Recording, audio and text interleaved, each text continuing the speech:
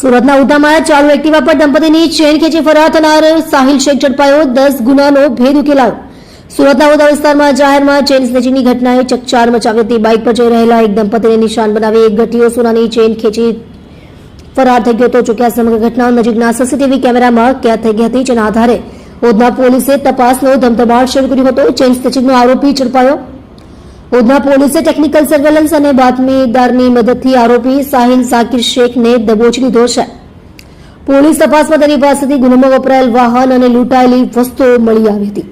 સોનાની chain, moped ગાડી, કુલ મુદ્દામાલ અંદાજે 2,05,000. આરોપીની ધરપકડ બાદ તેની પૂછપરછમાં ચોંકાવનારા ખુલાસા થયા છે. સાહિલ શેખ કોઈ નવો નિશાળ્યો નથી, પરંતુ સુરત શહેરના અલગ અલગ પોલીસ સ્ટેશનોમાં તેની વિરુદ્ધ અગાઉ 10 થી વધુ ગુનાઓ નોંધાઈ ચૂક્યા છે.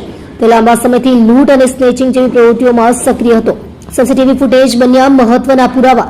ઘટના સમયે આરોપી જે પ્રકારે દંપતીની પાછળ મોપેડ લઈને આવ્યો અને ઝપટ મારીને ચેન ખેંચી, તે દ્રશ્યો સીસીટીવીમાં સ્પષ્ટ દેખાતા હતા. ફૂટેજના આધારે પોલીસે આરોપીના રૂટને ટ્રેક કર્યો અને તેને ઝડપી લેવામાં સફળતા મેળવી.